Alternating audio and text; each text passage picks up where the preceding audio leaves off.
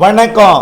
2025 April 9 புதன்கிழமை மாலை நிலவர 2 நிமிட வானிலை ஆய்வறிக்கை. அதிகாரப்பூர்வ வானிலை அறிக்கைக்கு இந்திய வானிலை ஆராய்ச்சித்துறை அறிக்கையை பார்க்கவும்.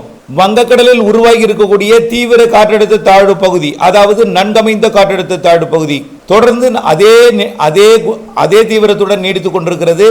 இதற்கு மேல் தீவிரமடைய வாய்ப்பில்லை. இது வரக்கூடிய மணி நேரங்களிலே, அதாவது வரக்கூடிய 12ஆம் தேதி வரை கிழக்கு வடகிழக்கு திசை நோக்கி வங்கதேசம் மியான்மர் நோக்கி நகரும் என்று எதிர்பார்க்கப்படுகிறது.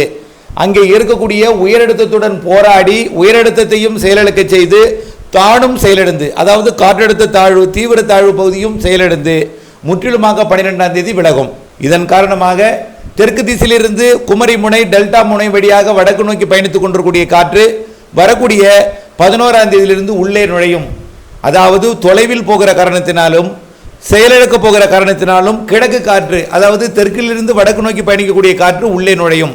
தமிழ்நாட்டின் தரை வெப்பம் உயரும் பொழுது வெப்பத்தால் லேசாக்கி மேலெழுந்திருக்கக்கூடிய வெற்றிடத்தை நிரப்புவதற்காக கிழக்கு காற்றும் மேற்கு காற்றும் உள்ளே நுழையும் பொழுது இரு காற்று இணைவு ஏற்பட்டு மழைப்பொழிவை இடிமழைப்பொழிவை தமிழ்நாட்டிலே 11ஆம் தேதியிலிருந்து மேற்கிலிருந்து கிழக்கு நோக்கி முன்னேறி வரக்கூடிய இடிமழை பொழிவுகள் உண்டாகும்.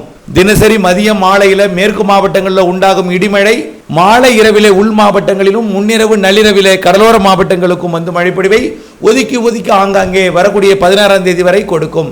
இப்படி ஒதுக்கி கொடுத்தாலும் எந்த இடத்தில் எப்பொழுது பெய்யும் என்று சொல்ல முடியாது. ஆனால் வரக்கூடிய 11லிருந்து 16ஆம் தேதி வரை ஆங்காங்கே மதியம் மாலை இரவு இடிமழை பொழிவு இருக்கும். குறைந்த நேரம் மட்டுமே. இன்று மன்னார்குடியில் குறைந்த நேரத்தில் சூறைக்காற்றுடன் இடி மின்னலுடன் மழை பொழிவு பொழிந்தது.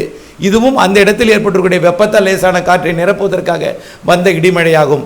தொடர்ந்து ஆய்வறிக்கையுடன் இணைந்திருங்கள்.